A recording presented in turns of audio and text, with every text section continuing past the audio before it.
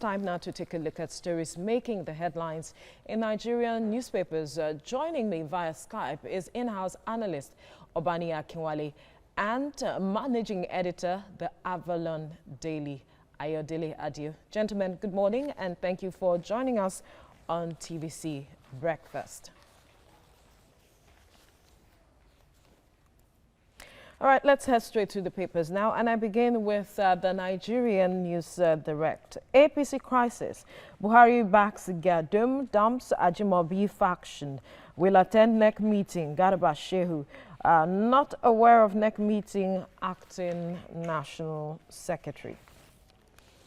Then we move to the front page of the Daily Trust newspaper. APC National Working Committee kicks as Buhari backs anti-Tinubu camp. Eta Bulama others to boycott NEC meeting. Why Gadum was recognized presidency. President's decision, a game changer, dawns. And to the front page of the Blueprint, I stand by Gadum, Buhari declares position based on rule of law. Shehu expresses readiness for NEC meeting. We won't attend meeting, Ita-led faction. PJF boss rallies support, urges leaders to back president. To the front page of the Daily Times now, Gadum holds the ace, says Buhari sets to attend NEC meeting. President's blackmail to wrongly advise, says National Working Committee. Progressive Governors Forum chief backs NEC meeting. Tinubu says NEC meeting not properly convened, defends Oshiomhole. All right, and we move to the leadership newspaper. End in sight for APC crisis as PMB, that's President Muhammadu Buhari, backs Gadum. Progressive Governors Forum, DG, former reps queue behind presidency constitutional review. Bulama kicks as NEC holds today. ETA cries out, says thugs after me. And finally, on the front page of the national economy, 10 trillion naira economic loss. World Bank grants Nigeria 270 billion naira loan to upgrade power sector. Proper coordination will make sector solvent. Senate. Only Transcorp Geregu Gencos meet privatization performance targets, BPE. All right, I'd like for us to quickly look at the story that is on the front page of almost all the papers this morning, talking about the president backing Victor Gadum, who has decided to call for a NEC meeting that should be holding later today virtually. I wonder what your reaction is, because some members of the National Working Committee are kicking against this. I'll start with you, Ayodele Adio. What's your reaction to this, especially seeing that the president is backing Victor Gadum? I mean, I think the issues have been utterly chaotic. We've just been flip-flopping in the last 2-3 weeks, if I recall correctly. You have a situation where, the political party in power has found it very difficult, for them to decide on what you would rather otherwise have called a very simple decision. The court had suspended the chairman, which is Comrade Oshiomhole, and you'd have naturally expected that the party's constitution would have clearly stated a succession plan, somebody that goes into that office right after the chairman had been suspended. But unfortunately, what we have seen since that unfortunate incident had happened has been nothing but chaos. And here we are today. There has been a press release or a statement from, I think, the secretary of the party, Bulama, calling members to disregard the initial letter from Gadum to hold a NEC meeting today. 4 days ago, Babatunde Ogala, the national legal advisor of the party, was on radio in Lagos here, making the argument that Gadum was technically not a member of the National Working Committee because he had resigned to run for elections somewhere in Rivers State, and by that singular act, he technically had resigned his position in the National Working Committee, and so He's not a member of the National Working Committee and should not have jurisdiction or the powers to even call for any meeting. So my concern is that the political party in power, who is running the affairs of the country, has found it difficult to pay attention or to observe a simple procedure in their own constitution. How can that political party then have regard for the constitution of Nigeria or put processes in place or a systemic approach to governance in Nigeria when in their own party they have found it very, very difficult to follow a simple procedure as somebody who takes over the party when the national party chairman had been suspended? All right, let's bring in Obani Akinwale now into this discussion. I wonder if you share same concern with Ayodele Adio, because there are also calls for a constitutional review of the party. Perhaps that could set things right when situations that we see have happened in recent days arise. Yeah, good morning, Veronica. Like you mentioned, a couple of weeks ago, an adage that says, you saw a man with a hot bank that said, the load on your head is not straight. And the man says, you are looking at the load on my head. You are not looking from me from the down. Let me tell you sincerely, the problem with the party APC is Mr. Muhammadu Buhari, the president himself. I will tell you that the president is selective when it comes to what to obey and not what to obey, with every sense of responsibility. If you remember the days of the former NSA that granted a lot of bills, West Africa granted him bail, the president refused to obey that law. You remember the case of Mr. Ibrahim Mago, when the Senate refused to appoint him, he was acting in that state for years. So you ask yourself, what constitution is the president, what law is the president obeying? Again, looking like we mentioned earlier, looking at the APC constitution, one of the things that stands as anti-party is when you have not explored everything within the party structure to vent your grievances and going to court. If Mr. Giadrom has taken his party APC to court to get injunction, let's even assume for the sake of this argument that he's a member of NWC. Does that not negate the constitution of APC? If Mr. Buhari, President Buhari, is telling us now that Mr. Giadom NEC meeting is real, why did they cancel the meeting called earlier by the same Mr. Giadom? If the presidency himself says Mr. Giadom is the acting national chairman, the constitution of APC stipulates that the NWC or the chairman with the NWC will give a 14 days notice to call NEC. Let's reprimand Mr. Oshiomhole for not calling NEC as prescribed in the constitution every 3 months. But is what the president doing at the moment constitutional? For me as a layman, I would say it is no, because the APC constitution stipulates on what condition NEC meeting can be called. And like people will say, I would want to give it to the likes of Chibode George that warned Asiwaju Bola Ahmed Tinubu before this time that these things, when they get the power, they will drop you. When President Muhammadu Buhari was turning around the country, in first of his kind, he made Asiwaju Bola Ahmed Tinubu co-chairman of APC Campaign Council.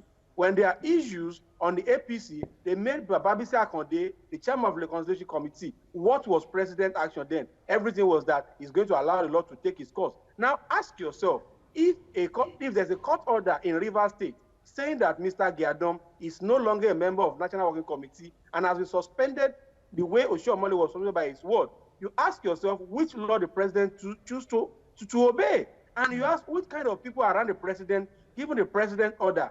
Then I want to stand note of caution to the chairman of the Nigerian Governors Forum and the Progressive Governors Forum. Like people will say, APC is a conglomerate of different kind of people. They need to tread with caution. Most of our politicians are overrated. Some of them cannot even deliver their word, talk less of their states. And because of 2023 ambition, they are creating a level of discord in governance. Because, like he mentioned, show me your party, and I will show you the kind of government you run.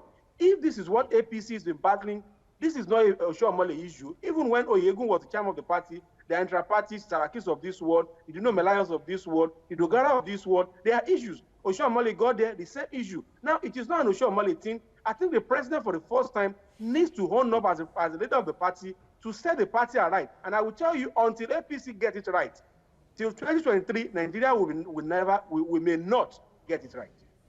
I wonder where you see this headed at this point now, because one of the essence why most of the progressive governors were pushing for a NEC meeting was to ensure unity and that the party begins to speak with one voice. How do you see this panning out at the end of the day for the party if nothing is done as quickly as possible? In the short term, I tell you a few consequences. One, they are going to lose out in Ondo and in Edo State. If they are not careful, it will go the same way Zamfara and River State went, largely for carelessness and maladministration of the party. So they are likely to lose Ondo and Edo State very, very easily. Secondly, let's call a spade what it is. There are cracks in the party, and they are likely to disintegrate if they continue at this pace. It's clear that there are various interests in the party, and it's clear that their eyes are really not on governing in the next 3 years, but on politicking for 2023. And that's sad, for the regular Nigerian who is just struggling to get over a pandemic and an economy that is grappling to survive. But thirdly, and most significantly, I do not want a situation where they will drag the judicial system of the country into a mud. Because every single day there is a court judgment here. It's like you're going to shop for bananas. There's a court judgment in Kano, there's a court judgment in Rivers. In the morning, one court is declaring something. In the evening, another court is declaring something. We cannot bastardize our judicial system because of politicians who cannot resolve their own internal issues when they have a constitution that is supposed to govern that same issues that they are carrying to the court. So I think on every count, it is important, and I agree completely with what my dear colleague has just said. The president, who is the leader of the party, has been completely absent in all of these crises. He is the leader of the party, and he has the bully pulpit as we speak. And there is absolutely no way the president steps into the situation and says, this is the line I want the party to toe, and members will not toe that line. And if you don't want to toe that line, you jump ship. So the president of the country has been completely absent at a time that the party needs him the most. And I find it very, very, very sad that the president likes to play this hands-off approach when it comes to issues that does not bother him directly. And that's not how to lead, unfortunately. All right, gentlemen, we have to leave the conversation here now. Ayodele Adio, Obani Akinwale, thank you so much for speaking with us. All right, we head straight to the papers now, and I begin with the Nigeria News Direct. APC crisis, Buhari backs Giadum, dumps Ajimobi faction, will attend NEC meeting, Garba Shehu, not aware of NEC meeting, acting National Secretary. To the front page of the Daily Trust newspaper now. APC National Working Committee kicks as Buhari backs anti-Tinubu camp at Bulama, others to boycott NEC meeting. Why Giadum was recognized presidency. President's decision, a game changer, dawns. To the front page of the Blueprint, I stand by Giadum, Buhari declares. Position based on rule of law, Shehu expresses readiness for NEC meeting. We won't attend meeting, Ita-led faction. PJF boss rallies support, urges leaders to back president. To the front page of the Daily Times now, Giadum holds the ace as Buhari governor set to attend NEC meeting. President blackmailed, wrongly advised, says National Working Committee. Progressive Governors Forum chief backs NEC meeting. Tinubu says NEC meeting not properly convened, defends Oshiomhole. And on the front page of the Leadership newspaper, end in sight for APC crisis. As President Muhammadu Buhari backs Giadum. Progressive Governors Forum DG, former reps queue behind president, seek constitutional review. Bulama kicks as NEC holds today. Ita cries out, says thugs after me. And finally, on the front page of the national economy, 10 trillion naira economic loss. World Bank grants Nigeria 270 billion naira loan to upgrade power sector. Proper coordination will make sector solvent. Senate. Only Transcorp Geregu Gencos meet privatization performance targets, BPE. And this is the story we'll be looking at this time, gentlemen. I'll start with you, Obani. So far, according to reports, government has spent 1.5 trillion naira since 2014 in bailouts for the power sector. This has been directly funded by the CBN. But with this loan now, about 270 billion naira, how much difference would it make? Yeah, good morning once again. I don't think there is any difference we're expecting for this another round of waste of resources. If you recall vividly, when Mr. Babatunde Fashola was the Minister for Power Works and Housing, he said the only thing that could take us away from this conundrum in power sector is to review the legal frameworks of selling out these GenCos, DisCos, and what have you.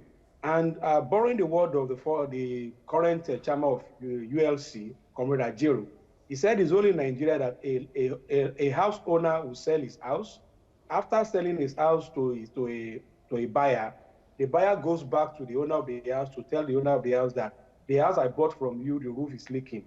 The seller go back and roof the building. After selling the same house, he goes back again and said, I don't have money to do the electricity of the building. The seller go back to the buyer again to do this, and exactly what is happening to the Nigerian system. You have a system whereby the government made us to understand that they have privatized the GenCo, they have privatized the DisCo, and they only have the TCN where they control, which is transmission. And recently, a contract was awarded to Siemens to see how we can boost the capacity of the transmission line. As an engineer as myself, I know that we don't have the capacity to carry more than 7,000 megawatts of power. So you ask yourself, what are we investing in? Is it transmission, is it generation, or is it distribution? Have we been able to consume the current capacity we have? Situation whereby you have a GenCo producing power and the DisCo are not willing to consume and you go into national collapse. What's our distribution network like? So for me, again, government has started again to put money where it's not supposed to be. If this sector is truly privatized, I think government should totally hand over to the investors to come and work. But situation whereby at every point in time, government putting money to GenCo, to DisCo, to transmission. At the end of the day, we have little or no result. I think the government has to rethink. And again, you will not. This will not be surprising when you have a system where sometimes you have some assaulting policies. If a minister and a lawyer has advised that this is what we should do, there is a law that set up the NEC, there is a law that set up the GenCos, and yet the government is collecting loans to invest in what we've been told have been privatized. I think this is just a journey to futility. Let's get Ayodele Adeo's perspective to this now, perhaps. Do you think that this time around, with this loan from the World Bank, 270 billion, there could be a turnaround in the power sector? Well, I mean, while I try to be optimistic, it looks like the more things change, the more they remain the same. It's not clear where the investment is targeted at, just like I can just mention here. We're not sure whether the funding is going to the transmission. We're not sure whether it's to distribution or it's to the GenCos. The major problem we have in the power sector, aside the fact that it is ridiculous that we're even subsidizing a power sector that is supposed to have been privatized. So the problem is we're generating 12,000 megawatts and we cannot transmit more than 5,000 or 7,000. So clearly we have a transmission problem. So I would assume that this investment will be targeted at the transmission end of the power sector, and hopefully we're able to transmit more of the power that we produce. However, there has to be some market realism in the power sector, wherein because the arguments from the distributors and the generating companies have been that they cannot charge market rates to consumers, and so they are charging less than their cost price. So maybe we may need to step back for a second and allow some market common sense prevail, where these people can charge market rates. Because there's something called the willing buyer and the willing seller policy that the former Minister of Power did, Rajiv Fashola, where certain estates who were willing to pay at a market rate seem to be enjoying better power supply. Estates like Magodo in Lagos and a couple of other estates, where they came together to pay these distribution companies at market rates, they seem to be enjoying better power supply. So I think that the economics in the power sector is broken and it needs to be fixed. I think that government needs to stop subsidizing a sector that it claims has been privatized. And I think that this loan that has been gotten is targeted at the right sector, which is the transmission. And of course, we need to fix the legal framework surrounding the power sector so that we can make some considerable progress. All right, Obani, now your final thoughts on this issue. If we are to really ensure proper coordination in the sector such that we make good use of these funds, where should we begin? I think if we said we have the late Chief of Staff to the President, Mr. Abba Kyari, was in Germany to sign a contract with Sweden, with Siemens to do the revitalization of transmission line to enhance the capacity over a period of time. And I wonder why we are still going this borrowing route. Recently, I got a text from my bank saying that there is accumulation of stamp duties from the month of January till now that they are unable to remove from my account based on federal government directive. So if we are making this deduction of 50 naira for every account deposit, if we are making 7.5 tax deduction, if we are continuing to rip off the Nigerians and yet the government is still going to borrow, what is the job of ICR's Infrastructure Commission and regulatory agencies? In Senate climes, the pension fund are used to develop infrastructure. What are we putting our burden to? I would rather say, instead of us keeping investing money, let us set up a proper framework to ensure this is done. If this sector is privatized, let it be totally privatized and let the market, the force of demand and supply, determines who wants what and what. But going this route again, after spending $16 trillion Obasanjo regime, Jonathan unaccountable amount of money in the Delumelu panel, there's no result till today. And again, we are going this route with 270 billion loan from World Bank. It is too much for a country. Yes, borrowing is good if we are not consuming what we borrow, but it is becoming too many for us as a country. Infrastructure borrow, schools borrow, health borrow. I want us to stop this borrowing for things that we have privatized and let Nigeria begin to enjoy the service. What is government providing for us? Except the borrow, and we are being burdened with pain. At the generations unborn will wait for this payment. So for me, let us see what the cement contract looks like. Let us first have the capacity to move the power generated to required area. Then we can now talk about improving on our disco. If we are generating 12,000 and we have capacity only for 7,000, and at most, discos are rejecting because they can only take what they will be able to pay for, then why do you invest more when the one we have created we have not been able to evacuate? So I think it is a wrong thinking in the wrong direction at this moment when Nigeria are already bleeding. That would be my submission. All right, Ayodele Adio, your final thoughts now. Well, again, my own final thoughts are very, very simple. Let market economics prevail in the power sector. Stop wasting billions of taxpayers' money subsidizing and, in quotes, private sector business. It does not make any sense. The country needs every resources that it needs at the moment. So we should stop this nonsense of subsidizing the private sector and let market economics prevail. Let us work the legal framework surrounding the power sector, and let us work at fixing the transmission end of the power sector. All right, gentlemen, Obani Akinwale, Ayodele Adio, thank you so much for speaking with us this morning.